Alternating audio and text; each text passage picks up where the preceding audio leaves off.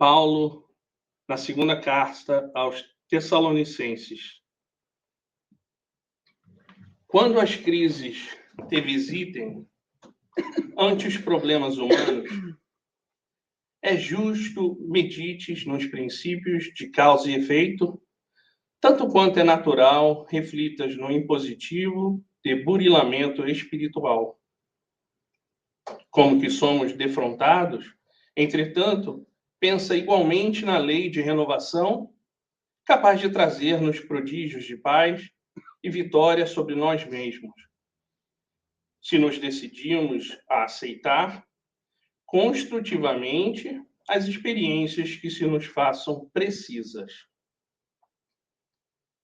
Se atingiste a integração profunda com as bênçãos da vida, considera a tarefa que a divina providência te confiou. Deus não nos envia problemas de que não estejamos necessitados.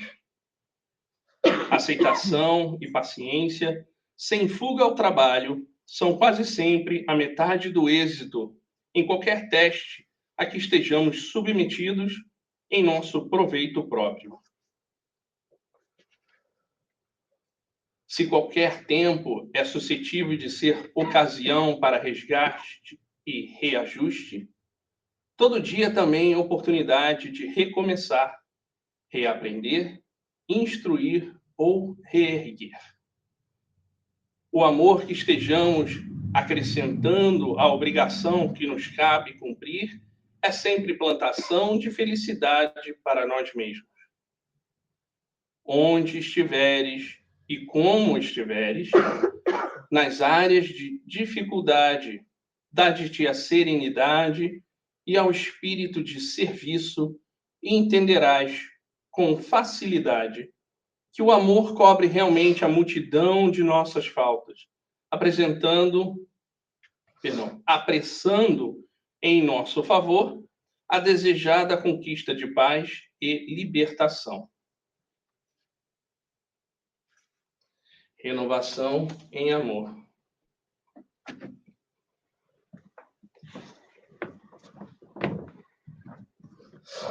Bom dia. Bom dia. Sejamos todos bem-vindos.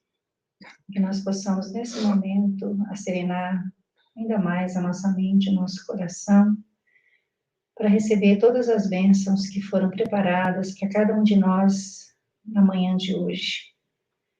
Agradecemos ao nosso Mestre Divino, Jesus, a Deus, nosso Pai, que na sua infinita misericórdia e amor sempre nos acolhe, sempre nos cuida, nos cura, está sempre nos amparando e nos dirigindo para que a gente possa, a cada dia mais, nos transformando e encontrando com a luz. Nos fortaleça, Senhor, na nossa caminhada e que a vossa santa presença seja sempre a nossa luz diante das decisões e das escolhas aqui na Terra. Que a vossa misericórdia, o vosso amor abençoe a todos que trabalham nessa casa espírita, nessa casa de luz, encarnados e desencarnados. Que a vossa santa presença possa ser sentida como a faísca do teu amor em todos os corações, encarnados e desencarnados que habitam esse planeta Terra. Que o Senhor permaneça nos nossos corações, nos nossos lares, agora e sempre, que assim seja.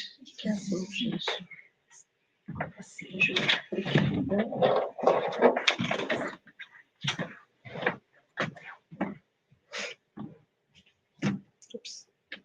Bom dia, pessoal. Bom dia.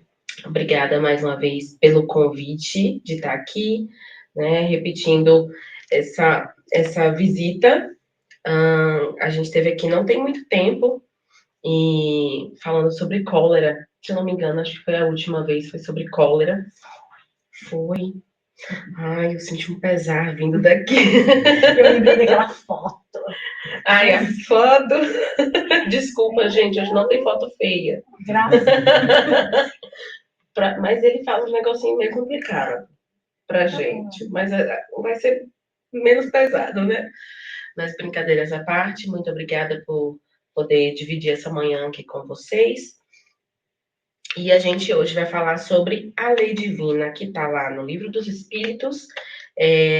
Ela faz parte, né, da terceira parte do Livro dos Espíritos, que vai falar sobre as leis morais. Se eu não me engano, vocês estão falando sobre as leis morais aqui aos domingos, certo? Então, hoje a gente vai trabalhar um pouquinho sobre isso, e não sei quais vocês já puderam ver, mas a gente vai entrando um pouquinho sobre esse assunto durante a nossa palestra.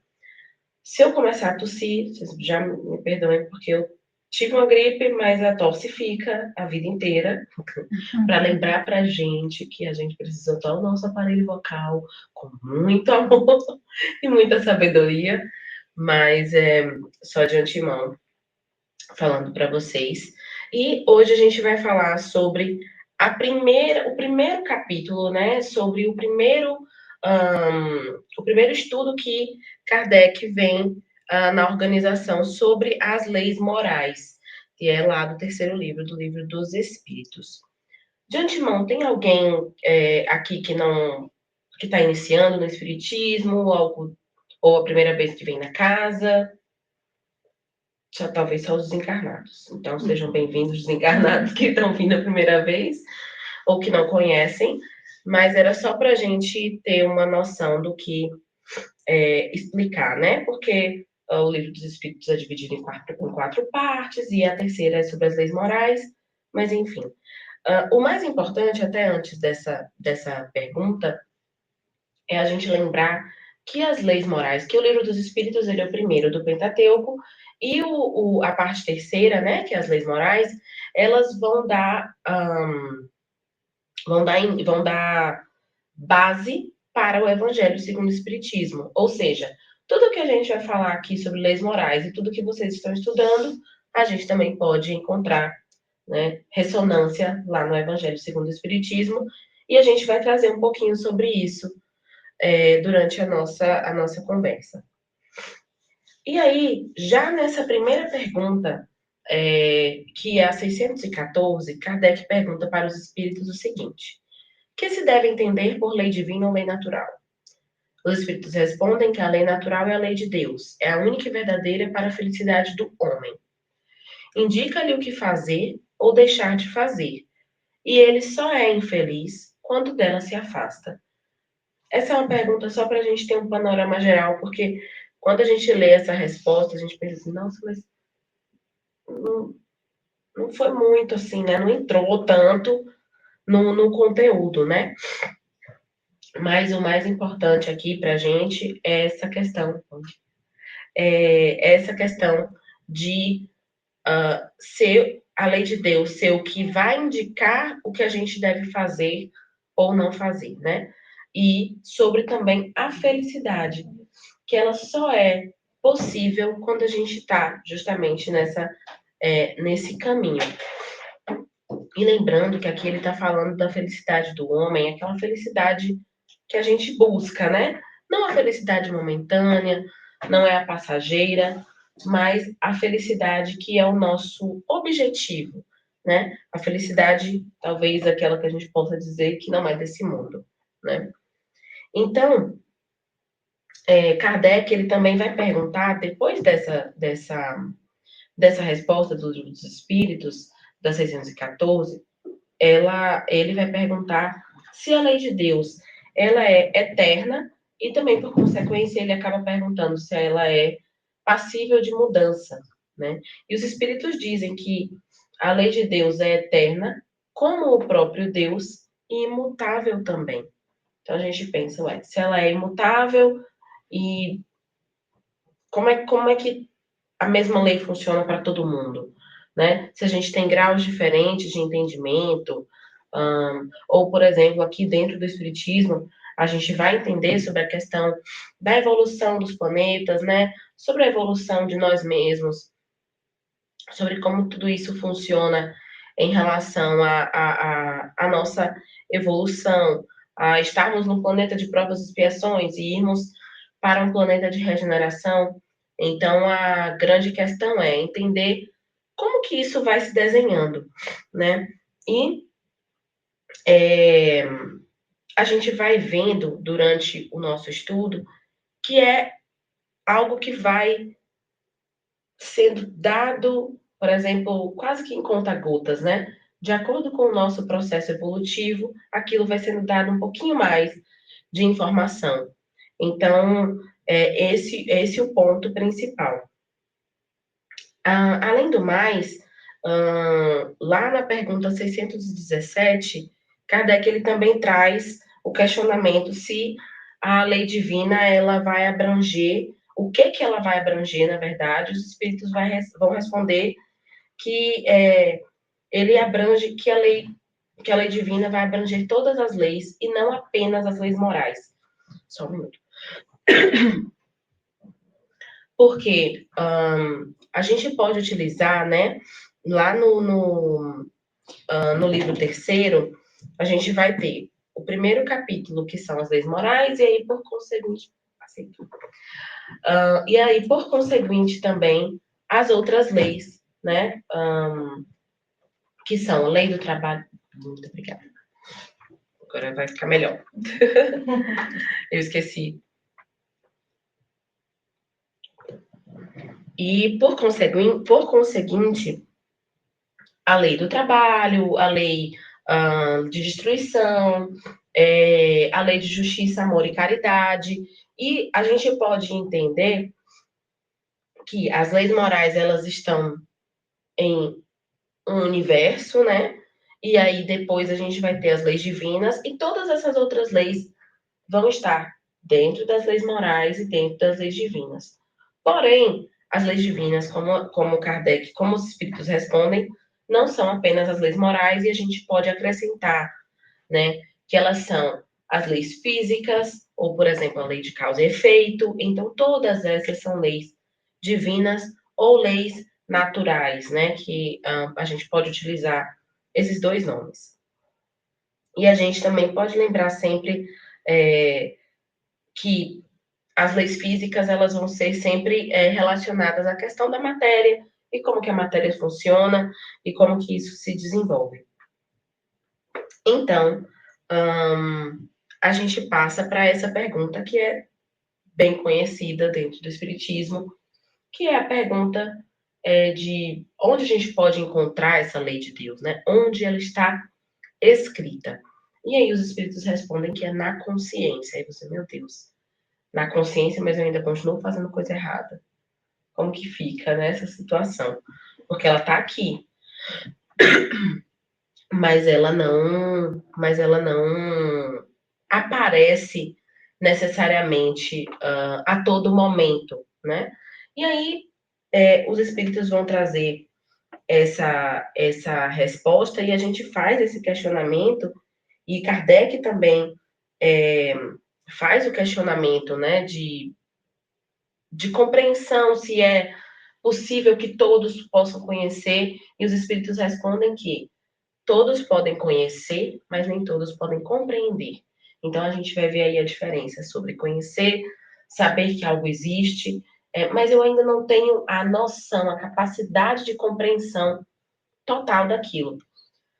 E aí a gente pode utilizar, eu gosto muito de pensar nesse exemplo, quando a gente pode utilizar o seguinte. A primeira pergunta do Livro dos Espíritos, ela é feita por Kardec com o questionamento: que é Deus? E os Espíritos vão responder que a inteligência suprema, causa primária de todas as coisas. E depois, durante todo o Livro dos Espíritos, tem alguns outros questionamentos, porque, na verdade, quando a gente entende que Deus é a inteligência suprema, causa primária de todas as coisas, ainda não responde o que a gente quer. Que a gente quer botar Deus dentro de um cubículo lá e falar assim, não, é essa imagem que Deus tem.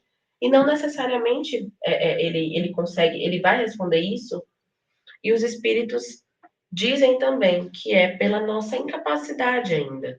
Então, a gente não tem ainda capacidade de entendimento de certas questões, e é justamente esse ponto que ele vai trazer sobre ir descobrindo cada vez mais, e compreendendo cada vez mais as coisas que são mais profundas relacionadas à lei de Deus. e a todas as outras leis. Então, como a gente falou, todos podem conhecer, mas nem todos têm a capacidade, a condição de compreender. E quem é que vai poder compreender melhor isso? É o homem de bem. Quando eu falei sobre essa relação das leis morais e da parte 3 do Livro dos Espíritos e do Evangelho segundo o Espiritismo, é até porque durante a nossa fala a gente vai fazendo alguns links. E aqui o link que a gente faz é justamente no capítulo 17 do Evangelho segundo o Espiritismo, que é o Sede Perfeitos, que no item 3 vai falar sobre o homem de bem. E vai falar sobre os caracteres desse homem de bem. E aí ele traz coisas muito... É essa parte que é complicada. Porque ele traz os caracteres do homem de bem e vai falar assim... o homem de bem é aquele que coloca o interesse comum acima dos seus próprios. O homem de bem é aquele que pratica a lei de amor, justiça e caridade. O homem de bem é aquele que analisa os seus defeitos, aquele que não guarda ódio e várias outras características. E aí a gente pensa, nossa, tá um pouquinho distante, né? Porque eu ainda guardo uns negocinhos. Talvez ódio não, ódio é uma palavra muito forte, mas uma raivazinha, uma mágoazinha. Ainda guardo, ainda coloco o meu interesse na frente do bem comum, né? E aqui a gente não está falando sobre uma questão de esquecer de você e fazer pelo outro, né? Mas de fazer a prática do mandamento maior da lei divina, né? De amar a Deus sobre todas as coisas e ao próximo como a si mesmo. Ou seja, olhar para o próximo como eu gostaria de ser olhado. Porque eu consigo já me amar, e é primeiro, né? Essa coisa do amar ao próximo como a si mesmo, por mais que o próximo esteja antes na frase, mas é uma comparação. Está sendo utilizada. Se há uma comparação, está dizendo que a gente precisa aprender primeiro a se amar, né? O auto-amor. Então, é essa grande importância. Mas a gente fica assim meio triste, né, com algumas características que a gente ainda está com dificuldade de chegar, mas é o nosso objetivo. E hoje a gente está melhor do que ontem, e amanhã a gente vai estar melhor também do que hoje. Diante dos nossos esforços, a gente vai conseguindo. E aí, um outro questionamento que Kardec traz é, mas tá, se já está na consciência, mas por que eu preciso, por que uma galera precisou vir trazer, né? Por que Jesus precisou falar sobre isso? E os espíritos respondem que se não fosse relembrado, nós esqueceríamos. Ou seja, profetas vão trazer essa lei, são espíritos mais evoluídos, aqui a gente está dando o exemplo de Jesus, mas a gente pode trazer outros, né, para ilustrar isso, mas é justamente no intuito de que a gente não se esqueça. Então, é sempre uma lembrança, até porque já está na nossa consciência.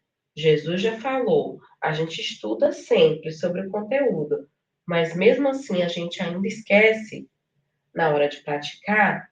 Então, sim, a gente precisa realmente de várias e várias lembranças.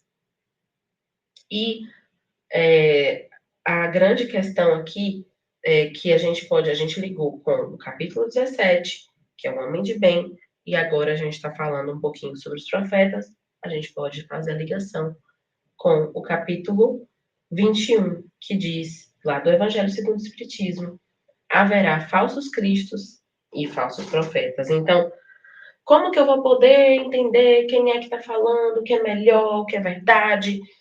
Essa coisa nova, essa coisa diferente, ela faz sentido?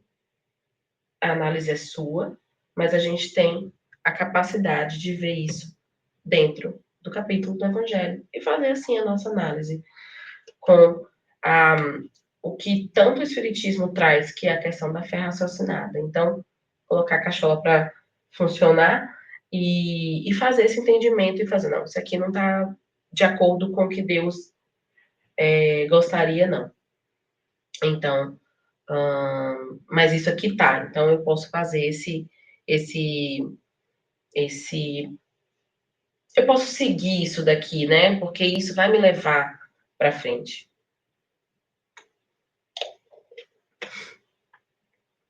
E além disso, além dessas questões do falsos cristos e falsos profetas, é também no capítulo sobre a lei divina que vai estar a pergunta 625, que Kardec pergunta aos espíritos qual é o ser mais perfeito que já teve aqui na Terra, e os espíritos respondem: vede Jesus. E além disso, tem uma outra parte que eles falam no comentário dessa pergunta, que diz que Jesus foi o ser mais puro que já apareceu na Terra. Então, é ele o nosso guia maior, é ele o nosso ponto de observação, né? E aquela luzinha assim, segue aquela ali e pode ir tranquilo.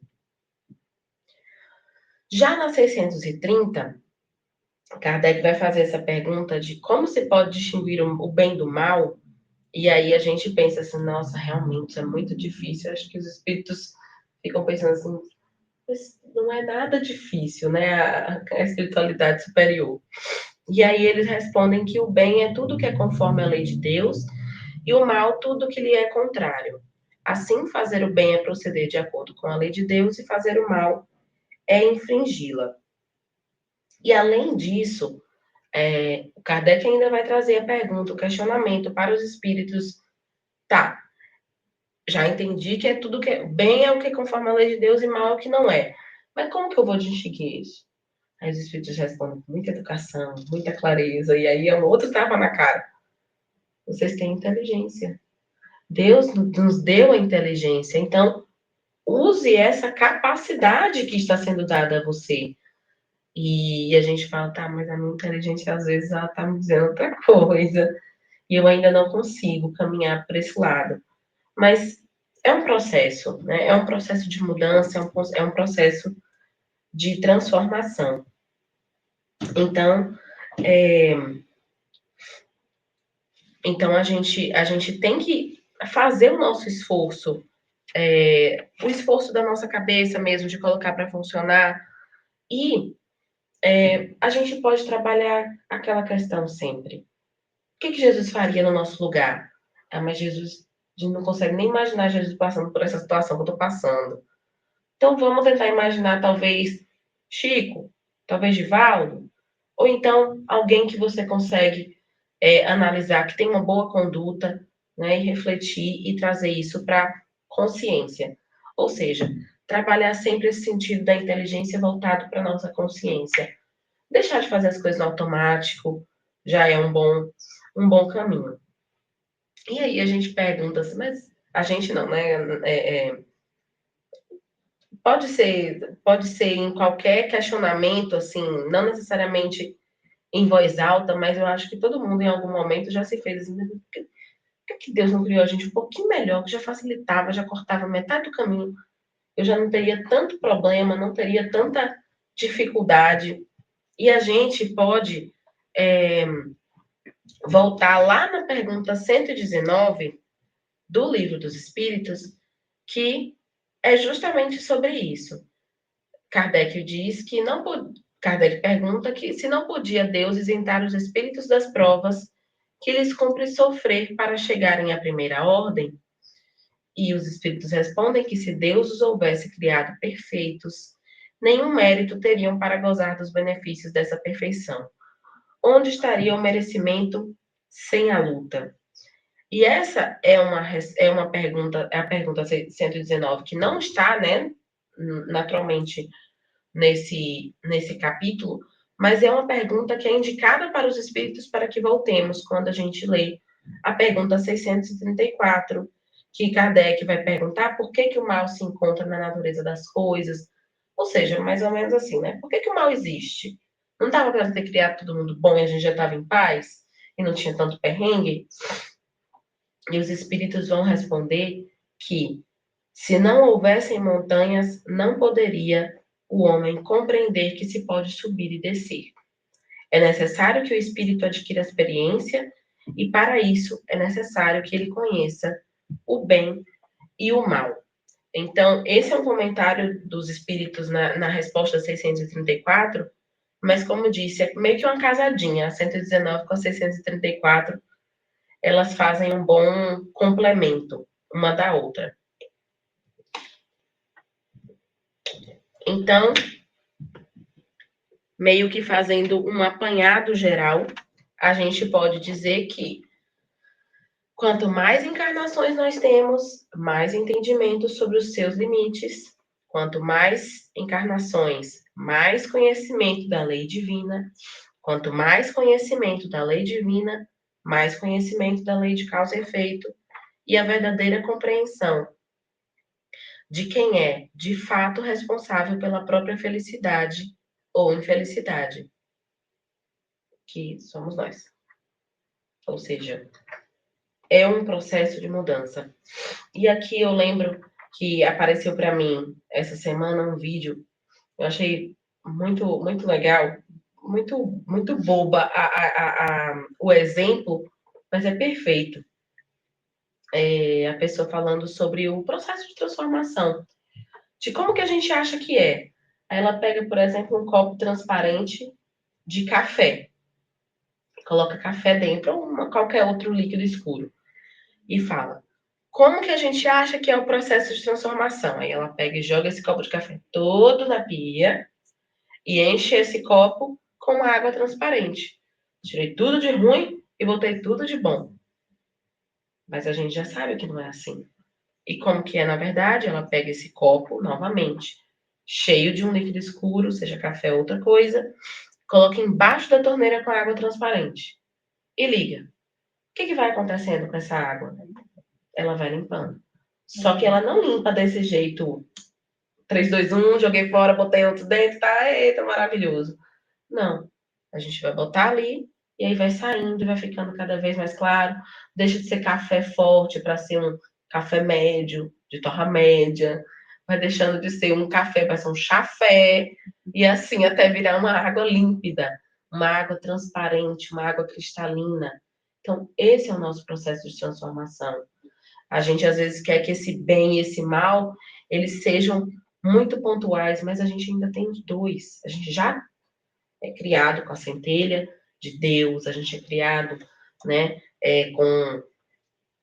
com muita possibilidade da perfeição, mas a gente ainda precisa caminhar para que a gente saiba que as montanhas elas precisam ser cruzadas para que a gente chegue no outro lugar e que existe a subida, a descida e tantos obstáculos, né? Que além da subida e da descida, às vezes tem um rapel ali no meio, às vezes tem um buraco ali no meio. Então são essas as dificuldades.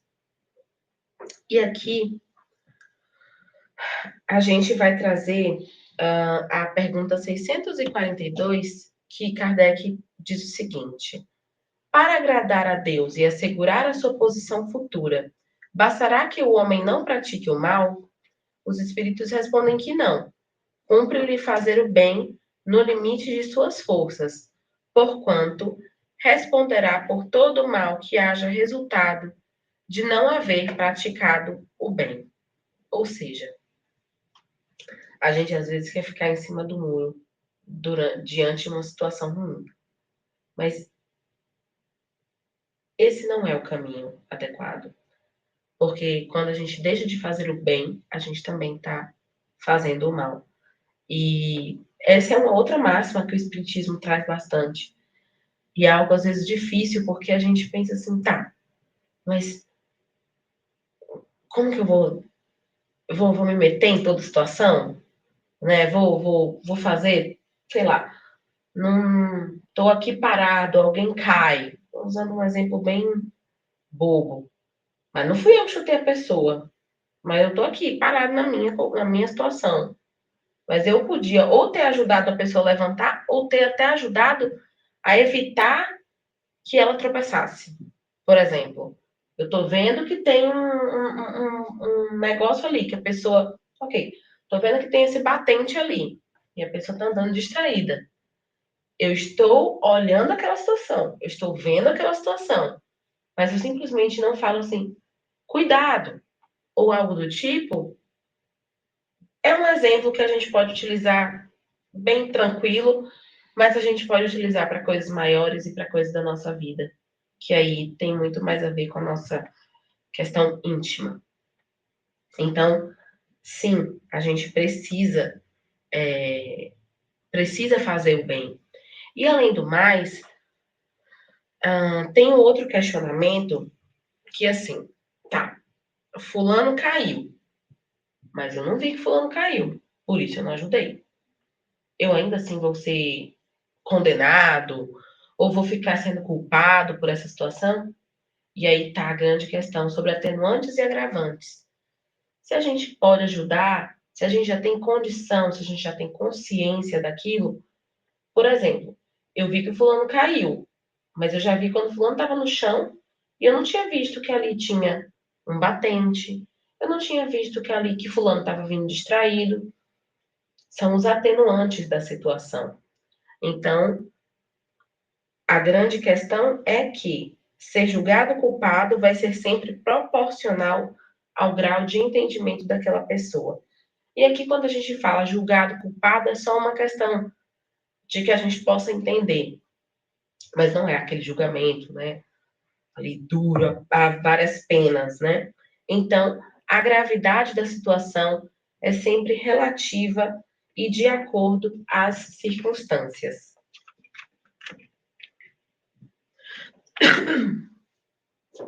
E tem tem um conteúdo relacionado aos 3 tipos de inteligência que a gente vai trazer aqui, que é do livro Leis Morais e Saúde Mental, do Sérgio Luiz da Silva Lopes. Eu não sei bem se ele é muito conhecido, eu acredito que não. Eu não conheço várias obras, mas a gente foi convidado a trabalhar, a fazer o estudo sobre esse livro por um tempo, e ele é muito interessante, tem questões muito interessantes que a gente pode agregar. O Sérgio Luiz, ele é médico psiquiatra e ele já foi diretor do Hospital Espírita de Pelotas. Então, também não conheço o hospital, não sei como funciona, porém, é um ponto muito interessante da pessoa conseguir utilizar, né? Esses dois lados, e utilizar a ciência e utilizar a espiritualidade juntos para uma melhoria, né? Para um tratamento, enfim. E dentro desse livro, ele vai fazer, todos os capítulos vão ser de cada lei moral com saúde mental. Como trabalhar isso diante da nossa saúde mental. E ele vai trazer, no capítulo que vai falar sobre a lei divina, ele vai trazer 3 tipos de inteligência. O primeiro tipo de inteligência é meio redundante, é uma inteligência intelectual. Aí aqui ele vai trazer as características disso.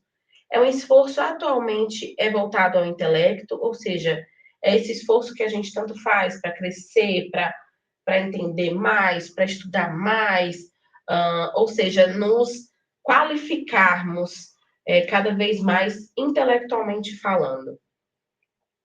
É uma ideia de que a inteligência é proporcional à evolução. Inteligência como ponto importante para a valorização do indivíduo na sociedade.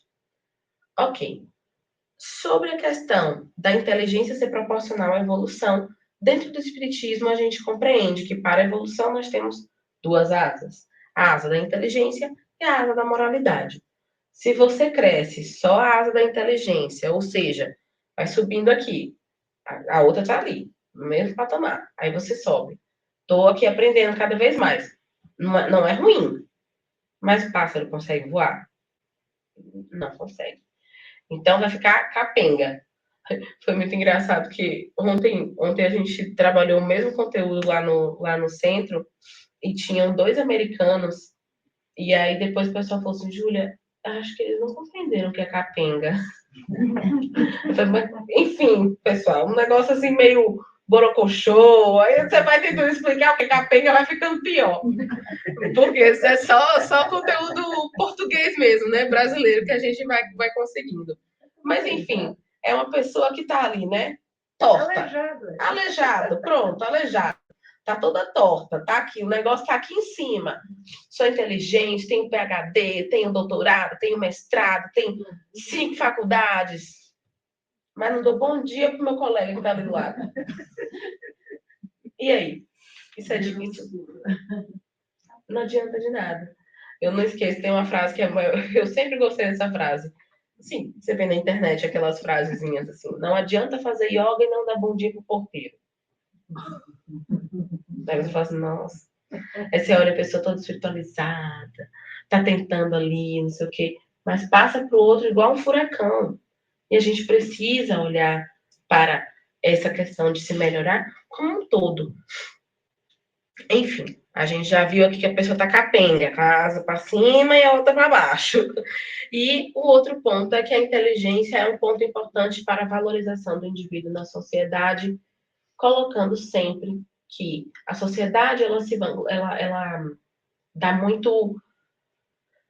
bastante atenção, digamos assim, para que as pessoas que têm um patamar de inteligência mais elevado, né, a pessoa que tem, por exemplo, o PhD, o doutorado, o mestrado, tudo mais, coloca essa pessoa lá em cima. Então é como se ela estivesse num pedestal.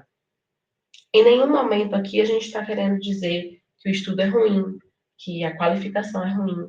Não é isso, de forma nenhuma. Mas a gente precisa caminhar com as duas coisas. Assim como também o outro lado. Se a gente só melhorar que a questão moral e não se esforçar um pouquinho para a nossa inteligência, isso também a gente vai ficar capenga do outro lado. Não dá para ficar capenga de um lado e depois ficar capenga de outro. Então, né, vamos equilíbrio. O próximo tipo de inteligência é a inteligência emocional. É algo mais recente, é o fator emocional relacionado ao bem-estar humano e importante para o êxito do indivíduo na sociedade. Realmente é algo mais recente, a gente vê as pessoas trabalhando e falando sobre saúde mental, sobre como que a gente deve cuidar da nossa mente, como que a gente deve se cuidar para meio que blindar, né, as nossas emoções das coisas externas. Então, tem sido um fator que tem sido mais falado. É um fator relacionado ao nosso bem-estar, ou seja, não é só o bem-estar material, é o bem-estar emocional também que conta para o nosso êxito. E ele também pode ainda não ser tão valorizado como a questão intelectual, porém, é extremamente importante para o êxito do indivíduo na sociedade. Ou seja, quando a gente vai ficando mais confortável, quando a gente está emocionalmente confortável, a gente fica muito melhor, né? Então a gente pode estar confortável com o que for.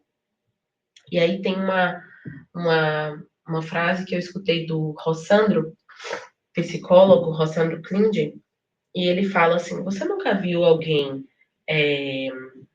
com depressão porque não tem o iate? São sempre outras questões relacionadas à questão emocional. Então, a gente precisa trabalhar esse lado, né? E é justamente isso que a gente pode ligar com o espiritismo.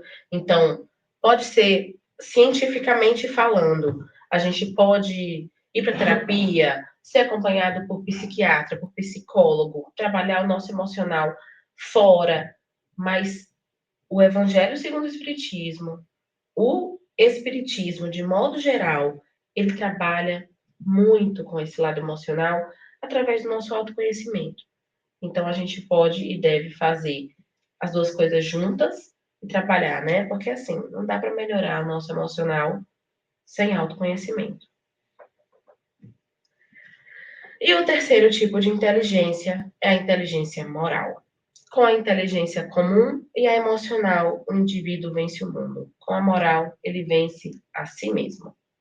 Ou seja, com as duas anteriores, eu vou ter força para ir para frente, vou ter força para me levantar, mas e essas coisas que estão dentro, né? Então, a moral, ela tá bem ligada a essa questão emocional também, mas ela tem uma grande importância relacionada ao, ao autocuidado, a realmente o nosso processo de evolução, que aí tem relação com o autoconhecimento, e aí o fundo mesmo, né? Do conhece-te a ti mesmo, que Santo Agostinho trabalha.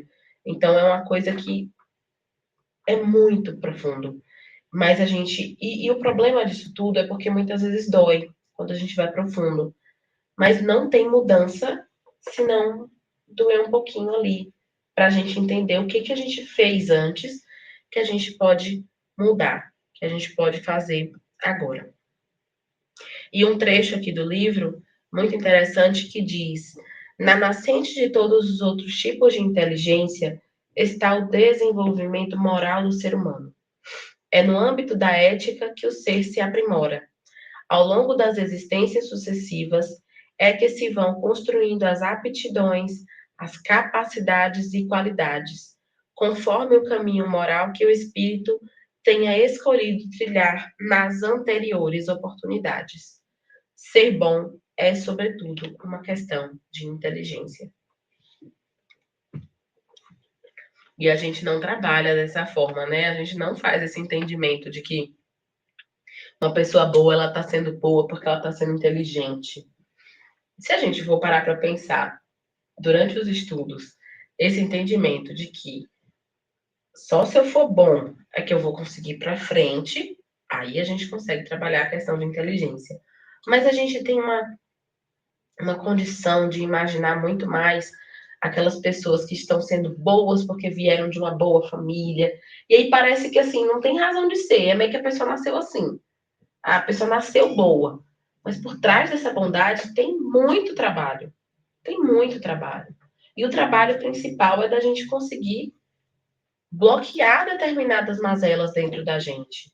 Né? Então, de respirar fundo quando vem uma resposta atravessada na nossa cabeça, de que a gente possa tranquilizar a nossa mente durante os nossos processos de dificuldade, diante dos nossos processos de ansiedade. Então, a gente precisa da inteligência para ter boas atitudes, para tomar boas atitudes, tomar bons.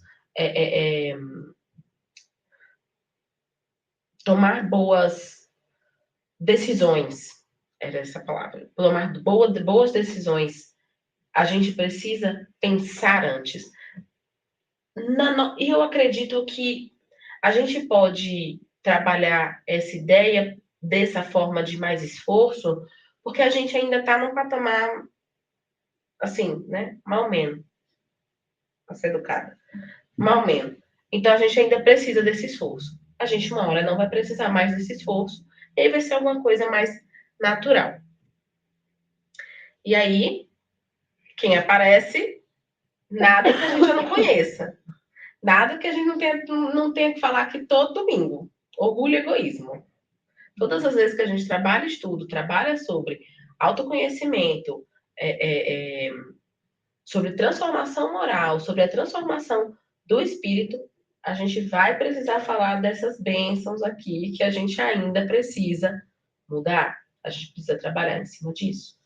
Só que hoje a gente vai trazer o orgulho e o egoísmo como geradores de culpa.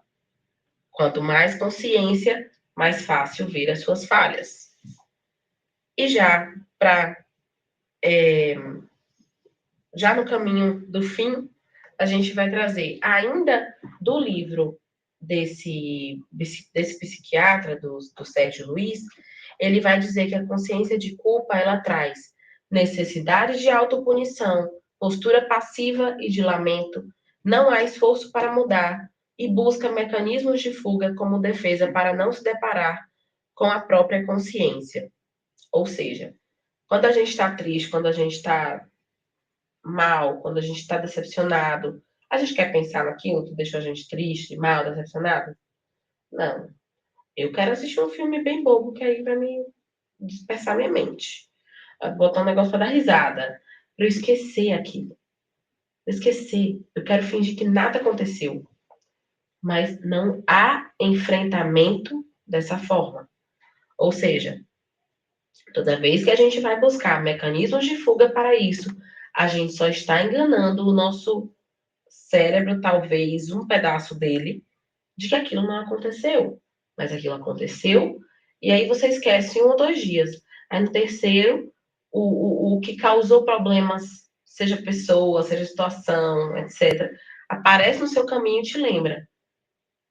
Tô aqui. E aí vem todo o sentimento de novo, que gera a culpa.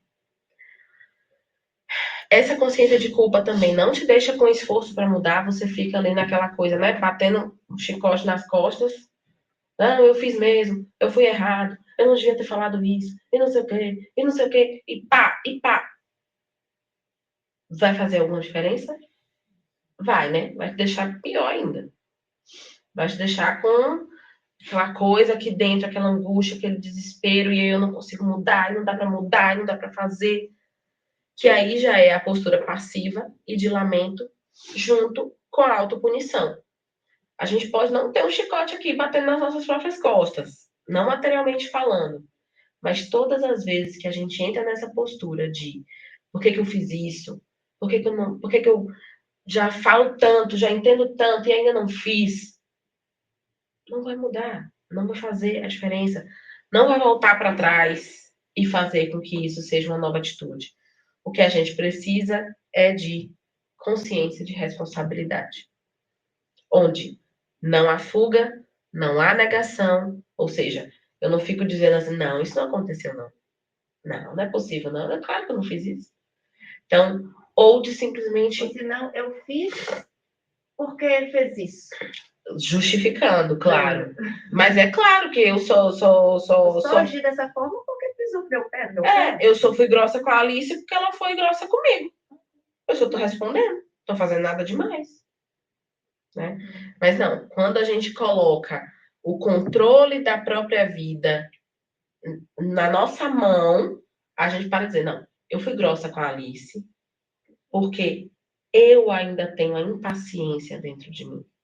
Porque eu passei um dia ruim e não consegui me controlar. A Alice tem nada a ver com isso. A Alice foi só. É porque ela passou, foi a primeira que passou. Foi a primeira que passou e aí foi a primeira também que recebeu. Então, assim, a gente precisa colocar a responsabilidade para nós. Autorresponsabilidade. E quem já consegue ter essa consciência de responsabilidade, não fica sofrendo, tentando esquecer, faz o enfrentamento, porque sabe que tentar esquecer não vai adiantar, só vai adiar, né? É que nem a gente, assim, vendo os pratos na pia, a gente fala assim, amanhã eu lavo. Depois eu lavo, mais tarde eu lavo. Quando dá mais tarde, você pensa assim, por que não lavei antes? Ou assim, por que não apareceu lavado? Não é nem porque eu lavei antes, é porque não apareceu lavado. Porque a gente quer que, na verdade, o negócio já seja resolvido, né? E, além do controle da própria vida e dos seus próprios atos, a pessoa que tem essa consciência busca a reparação dos seus erros. Errei. Saúde. Pisei no pé da Alice, ou o que seja, fiz alguma coisa errada. Eu posso chegar para a Alice e pedir, Alice, me desculpa. O que eu posso fazer para mudar? Ah, não tem condição de falar com ela porque ela sumiu, porque ela ficou chateada, o que seja. Mas eu posso ter uma nova atitude amanhã para reparar esse erro. Porque às vezes a gente fica assim, não, mas fulano não quis saber da minha desculpa. Mas fulano não estava disponível para me escutar. Fulano não quis receber o meu perdão. Deixa fulano. Você pode, inclusive, fazer essa reparação com outra pessoa. Né? Quando a leitura disse o amor cobre uma multidão de pecados, é através disso que está falando. Não necessariamente você vai dar amor àquele que você feriu no passado. Não agora. Uma hora você vai reencontrar. Mas você pode dar amor a quem precisa, a quem quer que seja. E tem muita gente precisando. Ai, mas eu não tô afim de ir no asilo, visitar para dar amor, não tô afim de ir nos homeless. Mas dentro de casa a gente tá precisando também, né? Então a gente precisa sempre lembrar dessa questão do próximo mais próximo, enfim. E para acabar, a gente traz um belo exemplo de consciência de responsabilidade, que é a consciência de responsabilidade de Paulo de Tarso. Nossa, mas que covardia você trazer um exemplo de Paulo de Tarso. Não foi eu não, gente. Foi o Sérgio que deu esse exemplo no livro e eu só trouxe para vocês. E eu achei fantástico esse exemplo. E assim, nossa, mas Paulo de Tarso está muito longe, né? E a gente ainda pensa assim, não, Paulo de Tarso, assim, do nada ele mudou. Gente, não é do nada, nada é do nada. Nada é do nada. E a gente, graças a Deus, tem a opção, a oportunidade de ler os livros trazidos pela espiritualidade que nos mostram, fazem assim com a gente, ó, tá, nada é do nada. Quem traz principalmente isso é a Amélia Rodrigues. Dentro dos livros dela, Dias Venturosos, Há Flores no Caminho, Primícias do Reino, que são livros que vão trazer os ensinos de Jesus, só que com um quê, assim, maravilhoso de uma poetisa, porque a Amélia Rodrigues, ela era professora e poetisa, e além do mais, ela teve acesso aos escritos de Jesus, aos escritos da época de Jesus no plano espiritual. Ou seja, o que não é revelado para a gente nas coisas assim, né, mais simples, ela pega e revela. Então, ela revela, por exemplo, um exemplo de um conteúdo interessante é quando ela fala sobre Maria de Magdala, só um parêntese aqui, que ela fala sobre a centelha que ela já tinha antes. Ou seja, não é uma transformação assim, que quando a gente lê parece que essa transformação é assim. Não, é um processo de construção. Aí a gente lembra do copinho, com água e um café, e como que foi mudando. Só que às vezes a gente não percebe. E eu vou trazer só aqui para a gente terminar a passagem do livro Paulo Estevão, que é justamente quando Paulo, ainda Saulo, encontra Jesus na estrada de Damasco. E Jesus diz: Saulo, Saulo, por que me persegues? E então, banhado em pranto, como nunca lhe acontecera na vida, fez ali mesmo, sob o olhar assombrado dos companheiros e o calor escaldante no meio do dia, a sua primeira profissão de fé. Senhor, que quereis que eu faça? Aquela alma resoluta, mesmo no transe de uma capitulação incondicional, humilhada e ferida em seus princípios mais estimáveis, dava mostras de sua nobreza e de sua lealdade. Ou seja, até aqui uma coisa que a Amélia fala, e a gente pode trazer. Esse livro não é de Amélia, mas é só um comentário sobre essa lealdade, essa nobreza. Ou seja, Paulo ele tinha características boas, né? Agora, o que ele fez foi mudar a rota, né? Ele antes perseguia cristãos e quando ele tinha uma nobreza e lealdade para perseguir cristãos. Depois ele muda essa rota, ele muda só a chavinha de lugar. Quando ele passa a fazer essa mudança, essa nobreza e lealdade, ela vira nobreza e lealdade para Jesus.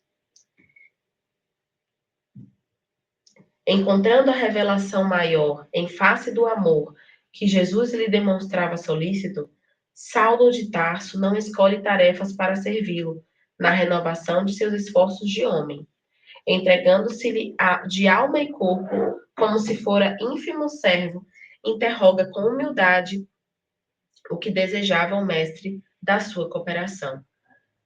Essa passagem está lá no livro de Paulo Estevão, que é psicografado por Chico Xavier, pelo espírito de Emmanuel. Então, o que acontece quando Paulo faz o encontro? Quando Paulo tem um encontro com Jesus, ele se doa. É a doação, é a disciplina que ele tem para isso, e ele faz essa transformação. Então, quando a gente traz esse encontro, e quando Paulo quando Saulo ainda, né, pergunta, Senhor, que quereis que eu faça? Ele não se lamenta em nenhum momento a perseguição que ele fez aos cristãos. Ele não tem uma consciência de culpa pelo que ele fez. E isso não quer dizer que ele não saiba que ele errou. É bem diferente, né? Que a gente pensa assim, não, se não tem mais consciência de culpa, não sabe mais que errou. Mas o que ele tem é a oportunidade da mudança. E quando ele vê essa oportunidade e ele se coloca na postura de perguntar a Jesus o que Jesus quer dele, ele está assumindo uma consciência de responsabilidade. Então, ele entrega de corpo e alma como se fosse o maior servo de todos, e assim o faz com muita maestria.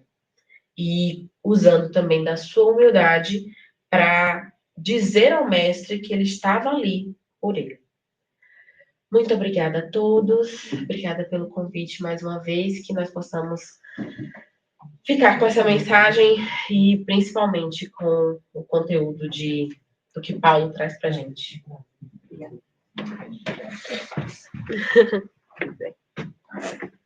Obrigado, José.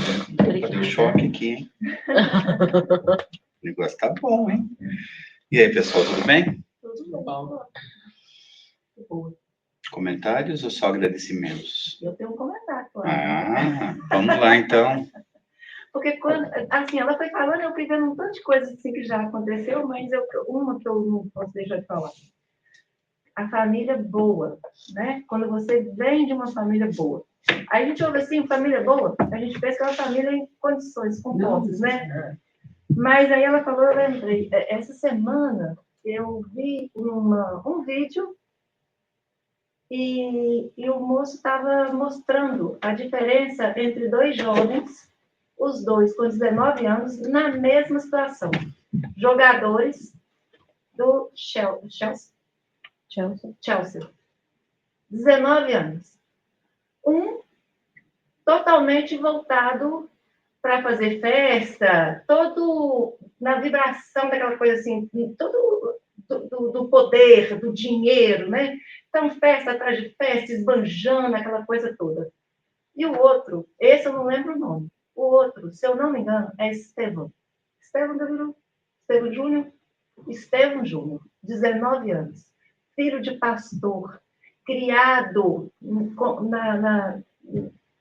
na simplicidade, mas no amor a Deus, no conhecimento a Deus, já cresceu conhecedor das leis de Deus. E o que esse faz?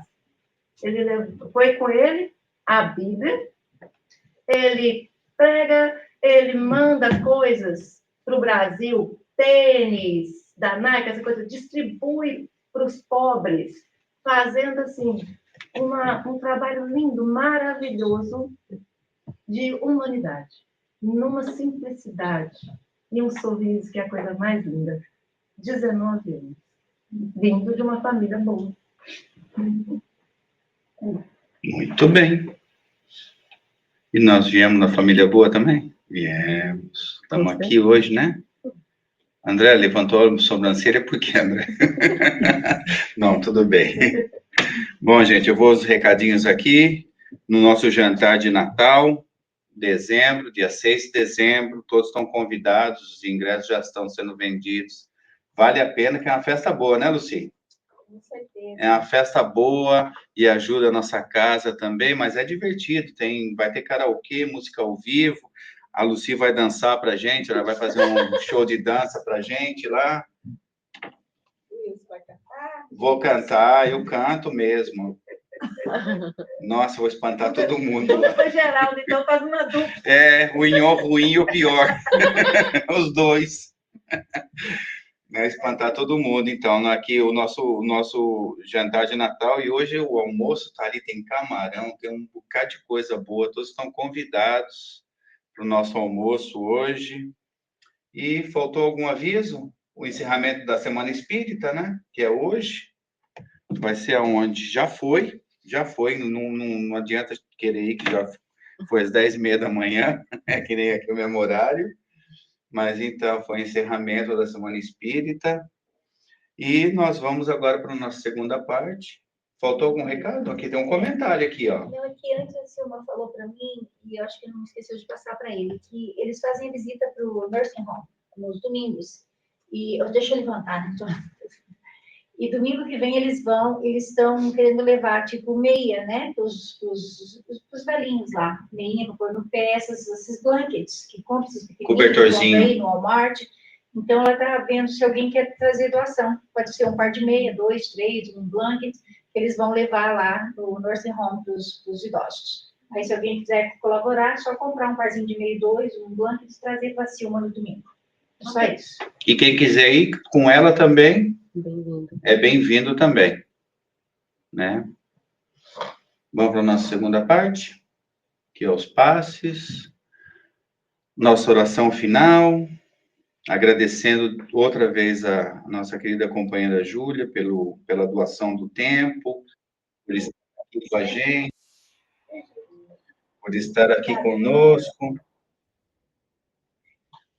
né, para nos ajudar sempre. E fica aí o recado.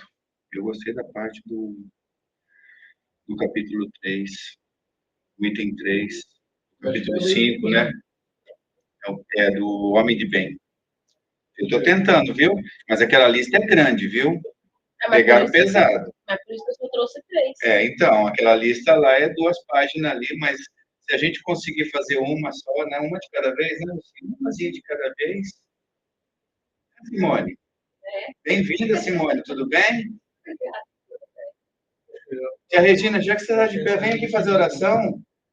A gente gosta tanto de você. Vem aqui fazer a nossa oração, por favor. Em nome de Jesus. Chegou na hora certa. Cheguei na hora certa. Obrigado. Ai, felicidade de estar aqui, né? Respirando esse ar e agradecendo a Deus por tudo que temos, por tudo que não temos, porque às vezes é perigoso ter, não é? Mas que Deus, nosso Pai, possa estar conosco a todos os momentos. Essa vida que Ele nos presenteia, que nos dá a oportunidade de cumprir, cada um com a sua parte. Que a gente aprenda, acima de tudo, o respeito pelo outro, para que a gente possa viver bem, em paz. Para que essa paz na nossa planetinha, que a gente possa ter paz entre os políticos, entre todas as relações de um país com o outro, de um estado com o outro, que a gente possa praticar os aprendizados nessas casas abençoadas. Agradecer pela saúde e pela doença, que ela às vezes traz mais aprendizado que a saúde. Obrigada, Senhor. Que nos acompanhe, que possa acompanhar aqueles que não puderam vir, aqueles que precisam de uma palavra, que a gente possa doar um pouquinho de atenção, de amor, espalhe aqui lá, dentro de casa, no trabalho, no ônibus tem alguém do lado precisando te ouvir. Seja conosco, Jesus, mestre querido, agora